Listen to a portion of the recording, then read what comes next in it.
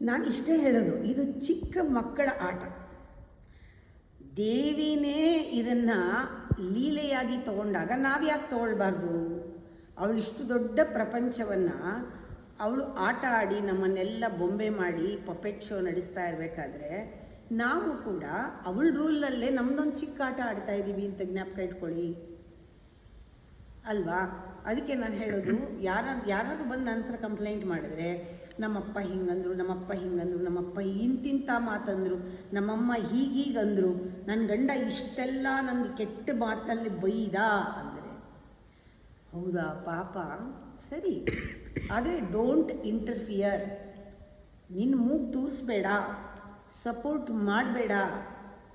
ನೀನು ಆ ಥರ ಬೈಸ್ಕೊಂಡಿದ್ದಕ್ಕೆ ನೀನು ಏನೇನು ಅಂದೆ ಅಂತ ಒಂದು ಸತಿ ಜ್ಞಾಪಿಸ್ಕೊ. ಅವನೇನು ಬಂದು ಹೇಳಲಿಲ್ಲ, ಅದು ನಮ್ಮ ದೊಡ್ಡತನ. ಅವನೇನು ಕಂಪ್ಲೇಂಟ್ ಮಾಡಲಿಲ್ಲ, ಅವನದು ದೊಡ್ಡತನ. ಫಸ್ಟ್ ಆ್ಯಕ್ಸೆಪ್ಟ್ ಮಾಡೋದನ್ನು.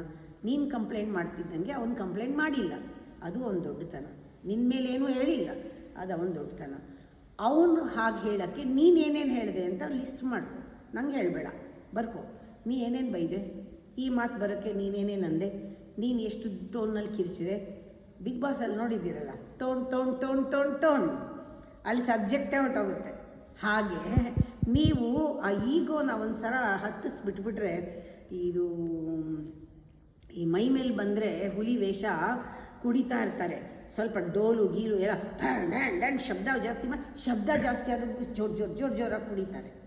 ಹಾಗೆ ಕುಣಿಸ್ತಾರೆ ನಿಮ್ಮನ್ನು ಎಲ್ಲರೂ. ಎಷ್ಟು ಕುಣಿಯೋಕ್ಕಾಗತ್ತೆ ಇವ್ರಿಗೆ ನೋಡೋಣ, ಎಷ್ಟು ಮೈ ಮೇಲೆ ಬರುತ್ತೆ ಇವ್ರಿಗೆ ನೋಡೋಣ. ದೇವ್ರ ಮೈ ಮೇಲೆ ಬರುತ್ತೋ ದೆವ್ವ ಮೈ ಮೇಲೆ ಬರುತ್ತೋ ಅಂತ. ಈಗೋ ಮೈ ಮೇಲೆ ಬಂದಾಗ ನಾವು ಏನೇನು ಮಾತಾಡ್ತೀವಿ ನಮ್ಗೆ ಗೊತ್ತೇ ಇರಲ್ಲ. ಜ್ಞಾಪಿಸ್ಕೊಳ್ಳಿ ಒಂದ್ಸತಿ, ನೀವೇನೇನಂದ್ರಿ ಇಷ್ಟೆಲ್ಲ ಅವರಿಂದ ಇಂತಿಂಥದ್ದೆಲ್ಲ ತೆಗೆದಿರ್ಬೇಕಾದ್ರೆ ಆಚೆಗೆ ನೀವು ಪುಸ್ತಕ ಇದ್ದವರಿಗೆ ನೀವೇನೇನಂದಿದ್ದೀರಾ, ನಿಮ್ಮ ಪುಸ್ತಕದಿಂದ ಏನೇನು ಬಂತು ಅಂತ ಎಲ್ಲ ಜ್ಞಾಪಿಸ್ಕೊಳ್ಳಿ. ಅಷ್ಟೊತ್ತಿಗೆ ಲೆಕ್ಕ ಚುಕ್ತಾಗುತ್ತೆ ಅಂತ ವಾಪಸ್ ಕಳಿಸೋದು.